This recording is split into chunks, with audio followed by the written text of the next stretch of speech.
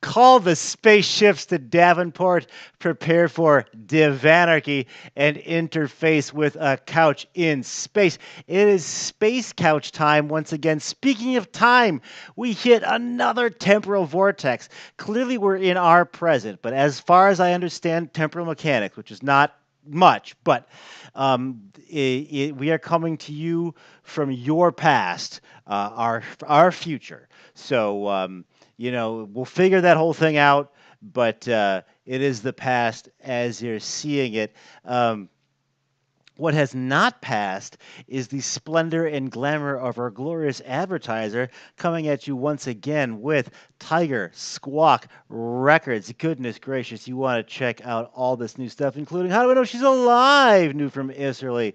So good. You also want to check out Amalgamated Cadaver's latest release, 3. I think we did a pretty good job. Mighty Wings, as covered by Industrial out of Norway. It's totally awesome. Comrade Computer makes his debut release on Tiger Squawk. Stigmata with Screwdrivers bringing the craziness. Speaking of craziness, Beta Virus is off the chain with Like That But Not Like That.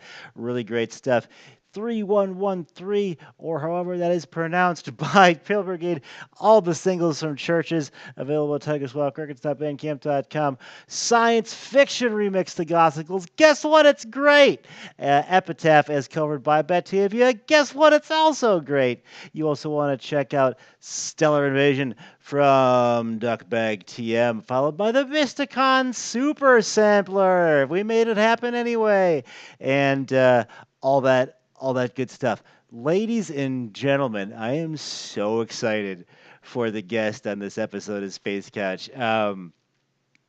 I am blown away by this person's not only the quantity but the caliber of output as well. Top notch stuff all around. Please welcome Alia Synesthesia. I effed it up right away. How's it going?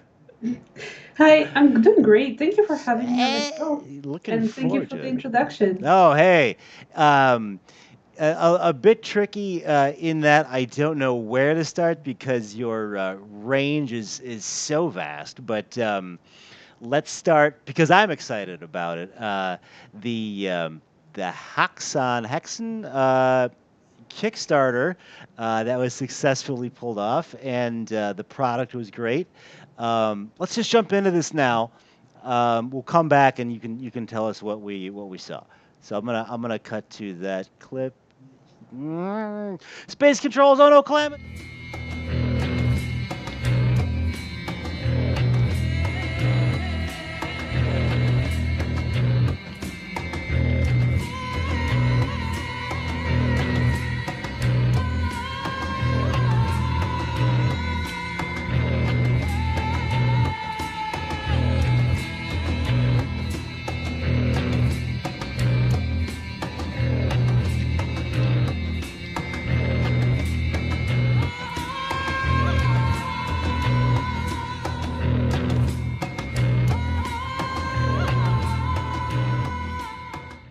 Oh, yeah, there you go.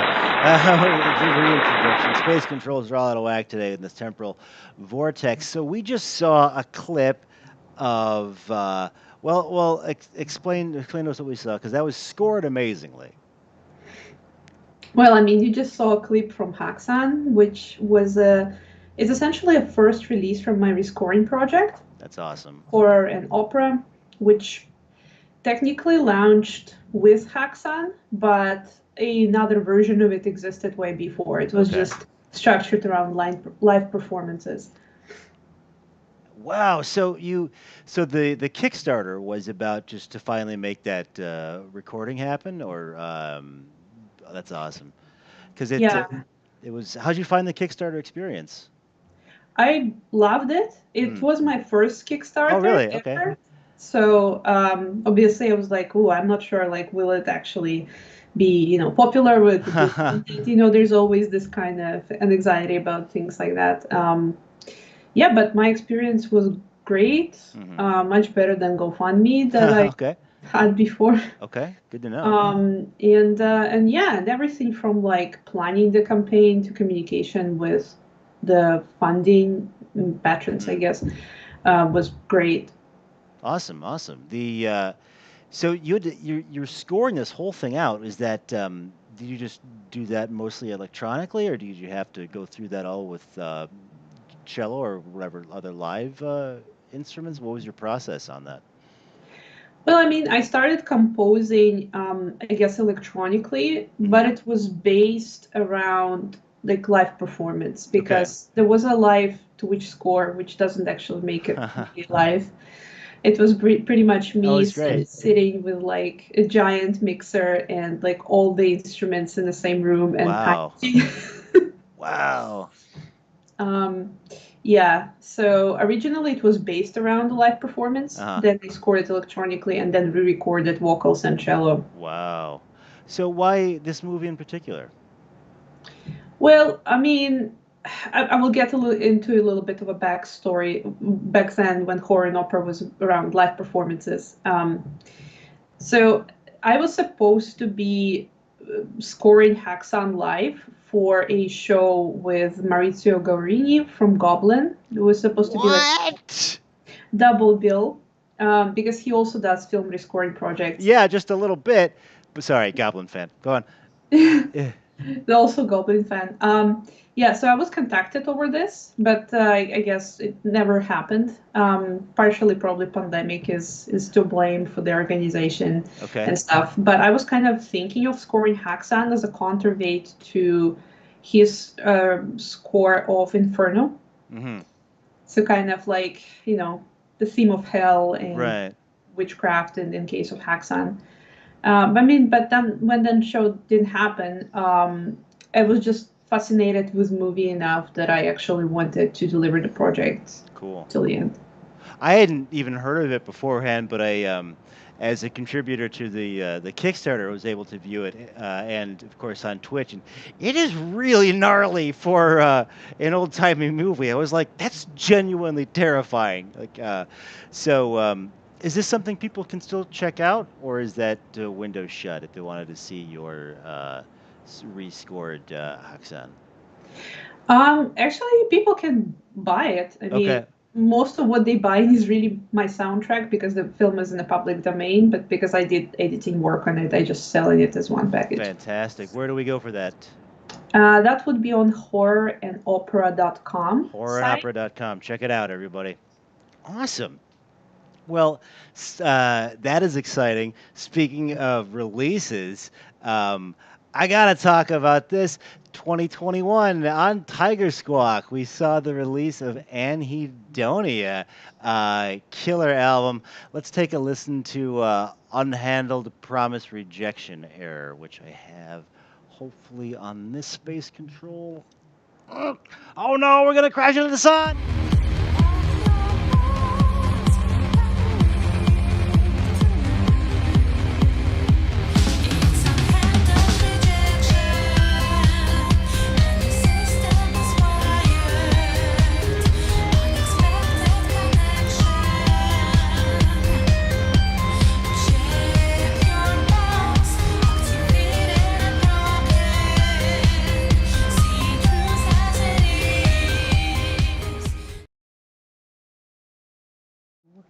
And we are back. So that was pretty rocking and rolling. It's a great way to start that album. It's the first track on there. Um, could you tell me about the making of this album? Mhm. So this is the first release that came out as Alia Synesthesia. Oh wow, okay. Because before I had a million of other projects, but I wouldn't know. Basically, I would start a project. I would like compose an album, and then I would lose interest, and then I would start another project, Yeah, and I that hear that. a never-ending, basically rotating door of projects. Right. Yeah, yeah, sounds about right. Yeah, so I decided finally to just do everything under Alia Synesthesia, like everything that is Okay. doesn't fit into other sub projects like horror film rescoring stuff. Um, and yeah, I mean, I always compose albums around a certain theme that I'm most interested in or subject matter. Hmm. This album was kind of composed around anhedonia, which is the loss of feeling or inability to experience like emotions. Right. Um, Partially, it was inspired by, well, I mean, there is a chance that my brother has this condition, Hmm. but also kind of I was working on a horrible job that I really hated. So it really came like I work as a software engineer, I guess. Wow. So that yeah, that was kind of hitting close to home, especially when everything I wanted to do is just to compose music, but I know that like I need to fund my hobby, so I need to go and do this horrible shitty stuff that I don't care about. Yeah, it's real. Wow, I totally feel that work related um, uh, weight. It's pretty powerful. So, where would you put this like emotionally this puzzle piece in the sort of greater scheme of your releases? Would you say this is a particularly introspective release or more or less cathartic than some other things, or is this sort of just carrying a torch from a previous evolution? Well, I mean, I was hoping that this release would be more cathartic Hmm. and kind of, I guess, like a snapshot of, a certain emotional journey in time, Hmm. really. But also, I think it was one of the first releases where I wasn't really trying to moderate my style. Dope. I was kind of like, I didn't really care where I would land Mm. style-wise.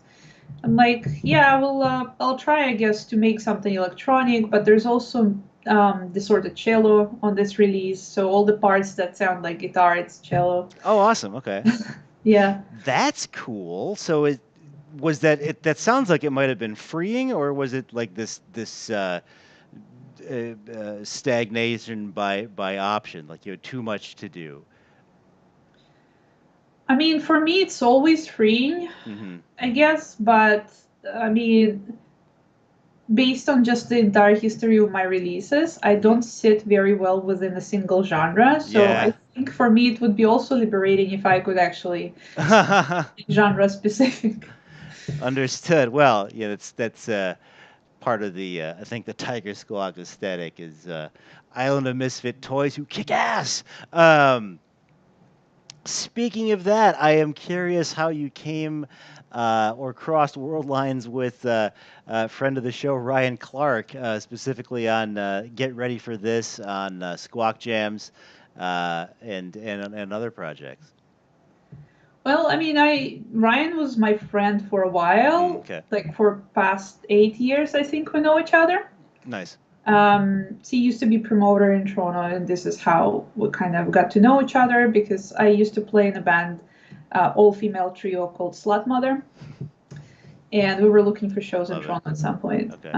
So Ryan was the promoter. Okay, cool. Yeah, and I mean, as my best friend, I'm very invested in developing his solo career. So we will start with a collaboration project. At some point, I will start writing tracks for him. Oh, hell yeah. Hell yeah. That is very exciting. Check out Squawk Jams, everybody, and the Alice tracks they're on at tigersquawkrecords.bandcamp.com. It's really great stuff. I'm happy you're getting him in the mix. That is my co-host on Otterbat Super Chat. If you watch or listen to that show, I suppose you could watch it too, but it would just be a static JPEG. But I'm not going to judge. You're watching a show about a couch in space. You're the speaking of overarching projects, this is really cool, and I think you know where I'm going with it. Um, Arboreal Opera. That looks amazing. Congratulations on winning the grant. Tell us about that process and where you're going with it. Yeah, so Arboreal Opera, this project is essentially, okay, I'm trying not to use like academist terms because they're kind of dumb. Um, Basically, I guess, um, when it comes to plants, or for instance, like native species, like Mhm. say for Canada, where I'm from, You're in um, Toronto-ish right now? yeah, Okay, I'm in cool. Toronto. Yeah, so basically, when it comes to Canada, I don't know, people see trees and they kind of, or parks, and they Hmm. kind of completely alienate it from like the plant histories, like their role, for instance, in colonial exchange with First Nations, right? Or their preservation status, or basically which plants are native to Canada, which ones are not. And I was kind of hoping to create this project that would explore plant histories through relationships of people and plants, if it makes That's any sense. that's awesome. That's fascinating. Yeah. Yeah, so this project essentially is it's technologically mediated because I'm collecting plant biodata and I'm making music with it. So it's kind of like plants do music, but not really. Wow, that is amazing. So it's when you take plant bio data, that's like a growth rate, and you use that as an algorithm for like a plugin or something like that. Yeah, basically, through sensors, you Hmm. measure the water pressure inside of a plant. And I mean, this is kind of the lifeblood of a plant, really, Hmm. because like we have blood going through our veins, plants have water, and Right. depending on the parts of a plant, the pressure is different. So it's collecting that measurement between 2 points of a plant. Um, and then I am using it as a MIDI data. That's cool. You had to win a grant to get that. That's congratulations. That sounds like a process. Um, and what's your timeline for it? Like, is it out now, or when do you see the Arboreal Opera? It should be released in the summer of Oh, 2022, dope. so Okay. like in a few months. I'm still in the process of writing, but initially it would be like a four-track EP. Oh, very cool. Very cool. We will look forward to that at aliasynesthesia.bandcamp.com, or would Yep. that be distributed? Cool. And just go there in general, everybody. There's like you can't go wrong. Stop, go. It's all great. Um, it doesn't stop there though, because we're gonna keep going because you certainly know no bounds. Alluded to it earlier. You're a game designer at Collider Games. How'd you get into that? Um, well, I mean, long story short, my introduction to games in general was through my ex-boyfriend. He Mm-hmm. was a gamer big time, and because I guess we met when I was 16, Mm-hmm. I got into games pretty heavily. I played World of Warcraft. Sure. Initially, though, my academic interests took over, and when I was doing my school, I'm like, I can't play as much. So I sort of found the middle ground, and I got PhD in games. Yeah. Wow. Okay. Well, let's take. I'm gonna cut to a clip now of Kodama: The Judgment Day. This this is gonna screw me up because I got sucked in. I'm gonna beat this, but this is just me kind of doing like a highlight reel, and this is just the first few minutes of the game, everybody. So let's check this out. Oh no, we're gonna careen into a black hole.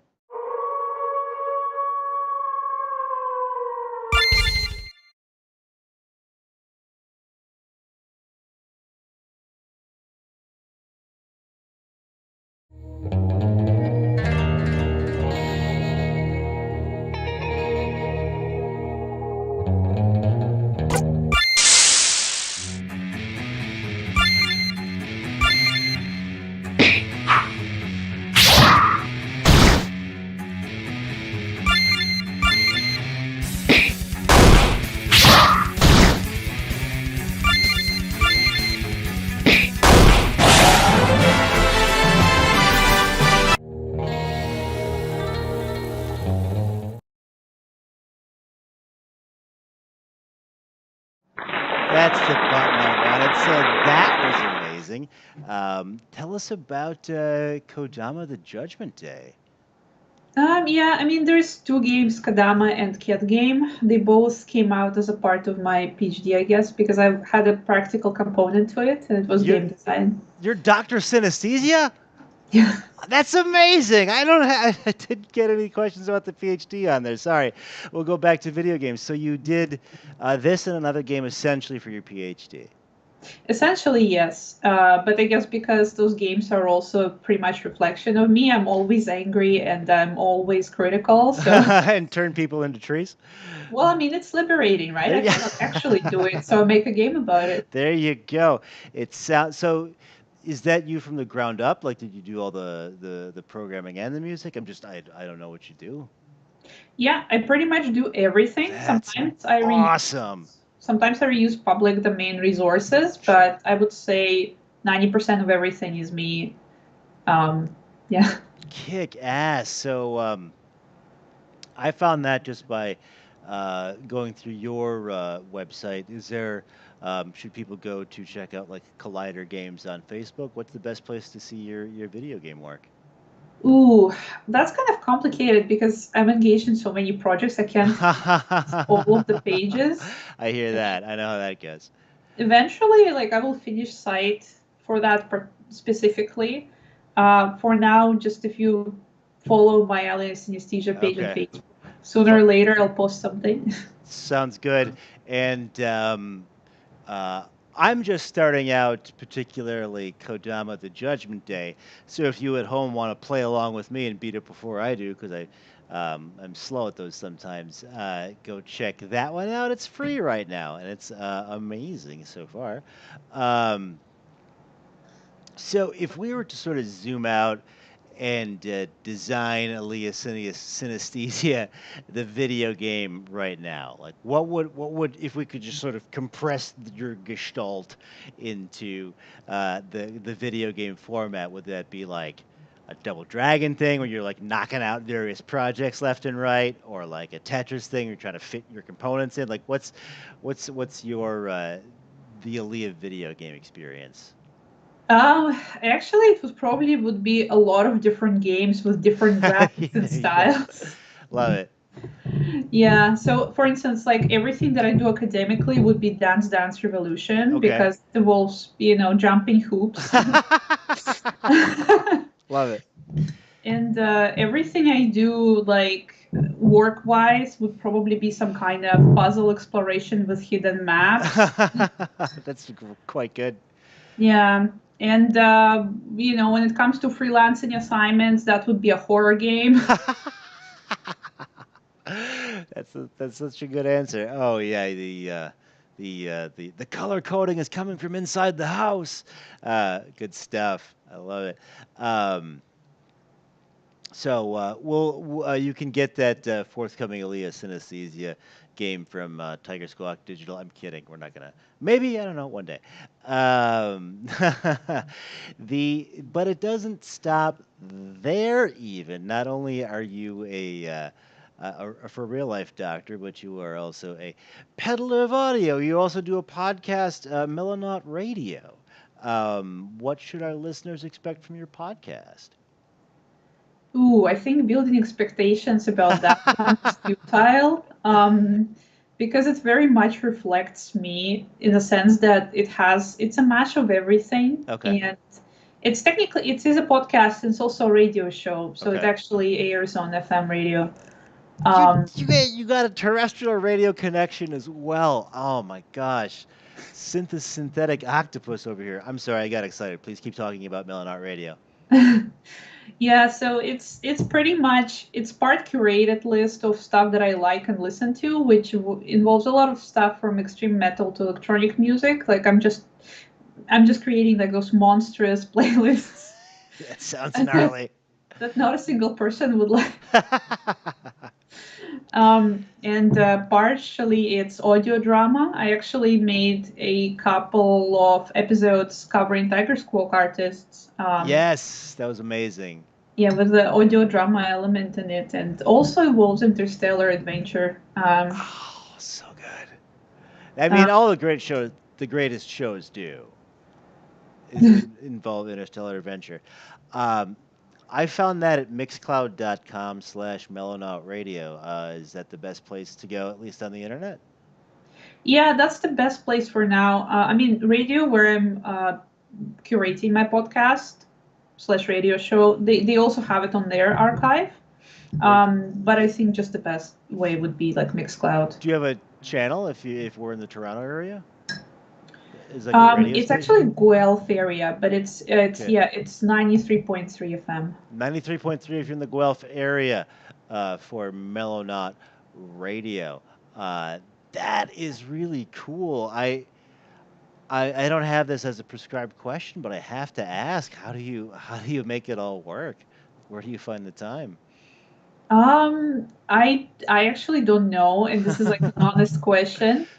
A lot of my process is about pretty much entertaining myself through life, right? Oh, If I right. burnt out on making music, I have to switch to something else. Mm, But it's kind of like, I don't know. I sometimes push myself to do a lot of stuff productively because this is the way I have fun, which is mm. strange. I problem solve for fun.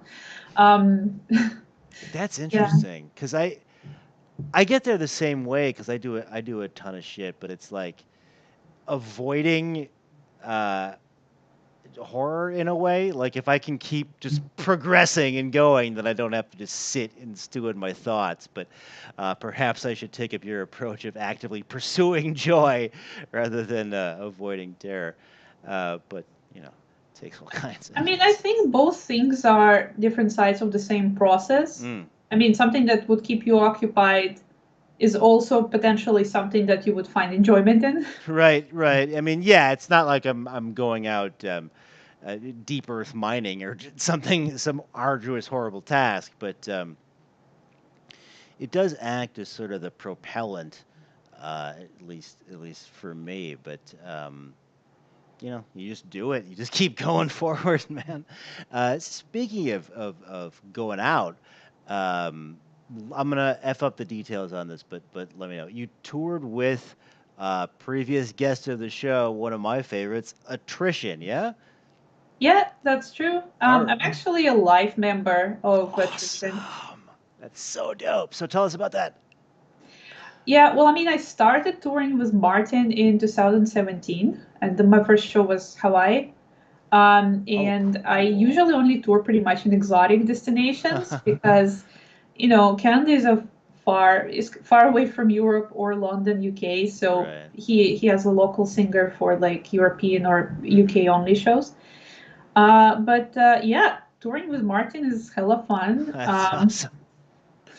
Yeah, I know if he would be watching this right now, he would be making jokes about power banks. That's an inside joke. Okay. Is that cello and vocals? That It's only vocals. okay. I only picked up cello like a couple of years ago, pretty Oh, much okay. when pandemic started. Oh, wow. Okay. Look at you. Some people caught up on Cobra Kai. That would be me. You learn the cello. Um, that's amazing. Like, so it's still going, and it's kind of catch as catch can with attrition shows. Okay, cool. Yeah, I mean there should be hopefully a festival this year with Gothic. That's gonna be both me and Attrition in there. Me You're doing solo. Wave Gothic? Wood Gothic. Oh, Wood Gothic. Yeah, yeah. I don't know what that is. It's a festival in South America. I actually don't remember. I think it's Brazil. Um, Cool. yeah, but I don't remember from the top of my head. There was supposed to be like a summer tour planned in South America and plus Mexico, but like in 2020. So it keeps being kind of postponed and changed. So Why I'm did, not sure did what's something gonna happen. happen? I'm not. I'm kidding. But yeah, that sounds amazing. I would love to do Brazil, let alone a festival. Good luck at that. So that's like going to happen, or that's sort of in the ether as a maybe. Still in the ether, I think. Okay. I mean, it keeps being postponed every year, but the situation is kind of unpredictable, Right. Okay. everywhere. So But you are booked for the thing. for the festival, Yeah. yeah. Awesome. Represent. I love it.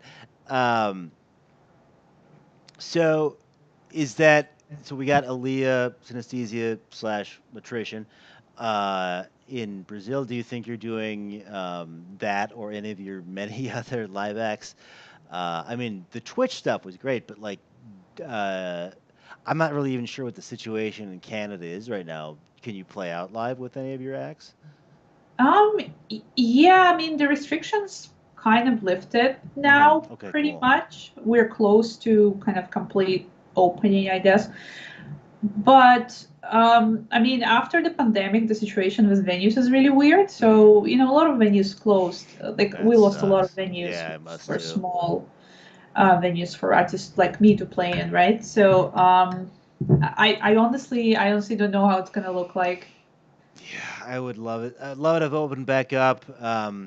Circle back on high fives to Ryan. He always treats us really well when we come through Toronto.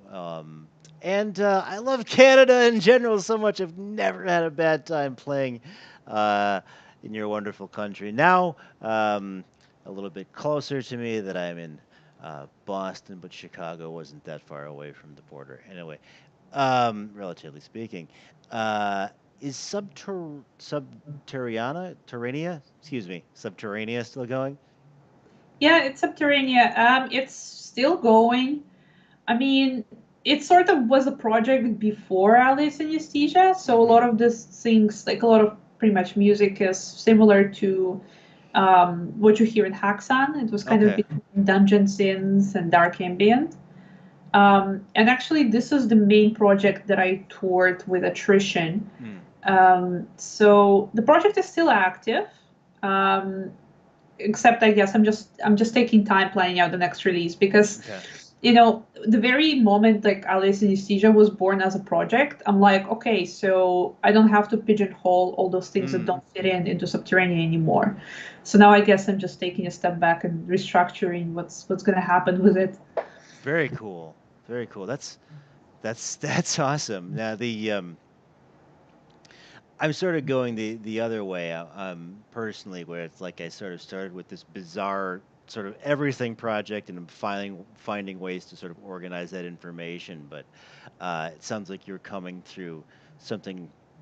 I don't know, if focus is the right word, but at least in a direction, and now you have this Batman utility belt of music. It's a metaphor we use a lot here on the show. Don't let me put words in your mouth, but it's like you're still working. So I'm gonna keep screwing it up. Subterranea uh, is still formulating. Sounds like you got a ton going. As if you needed any more projects, but what's in your immediate future? Like, what are you working on like right now? Oh, okay.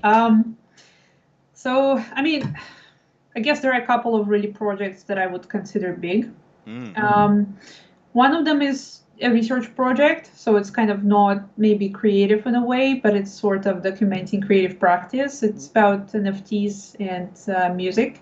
You're doing a project on NFTs and music. That's great. Yeah, Wow. yeah, but that's purely research. Is that for like an academic thing? Like, are you so you're in school now? I think I will probably be in school until I die, pursuing different degrees. Yeah, I'm in school right now. I just don't tell that to anyone Okay. because then my full-time job will start wondering what the hell. But I'm a Our full-time student. multiplicity. How are you doing this? Amazing. I am so impressed. So we have um, it, an insane project on NFTs and music. I'm looking forward to that. It sounded like you might have had another two or three things to tell us. Yeah, yeah. At least, So right? another one is I'm currently planning out a another Kickstarter campaign for this time for a game, actually, which would combine a few of things that don't usually go well together in this very strange pixelated game, I guess. So like Lovecraftian mythos, anime demon girls, and butt slapping dark synth music. Where do I sign? I need this in my life. I'm already gonna tattoo the logo on my body. That sounds perfect. Um, so once you hit that Kickstarter going, definitely let us know out here on Team Space Couch.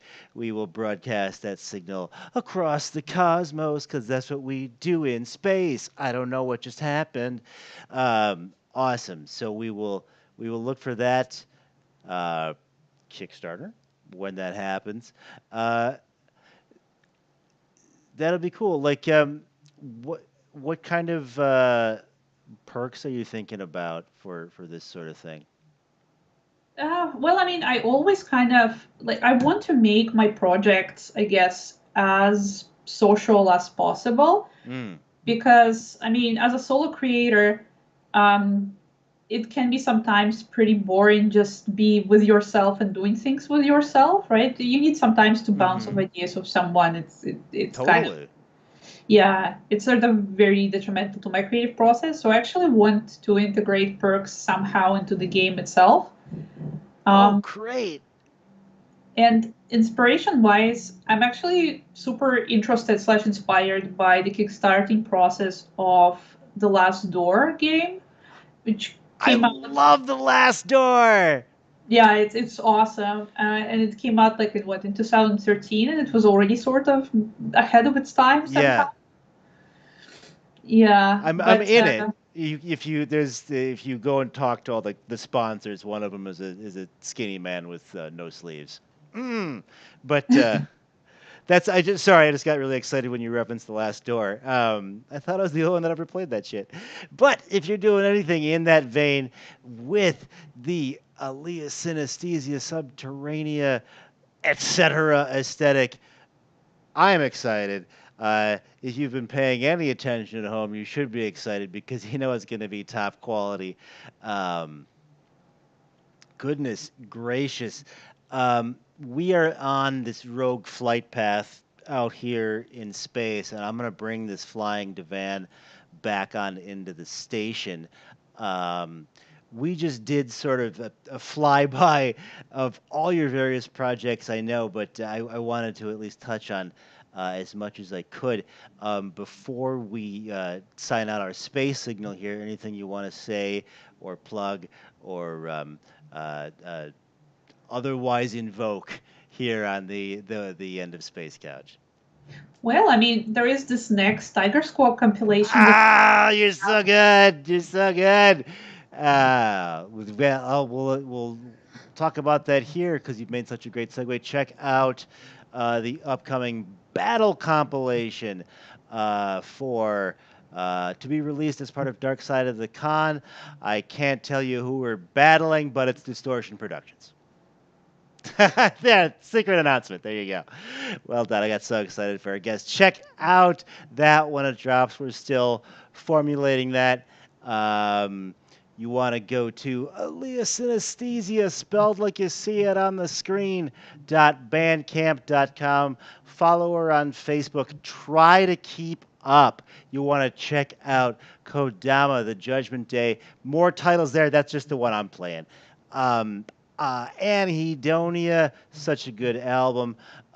We heard a clip of it here today. Haxan, available also. Check it all out. Thank you so much for hanging out with us here in space. Once I cut to the credits, the speech gets effed up, but we'll come back in a second.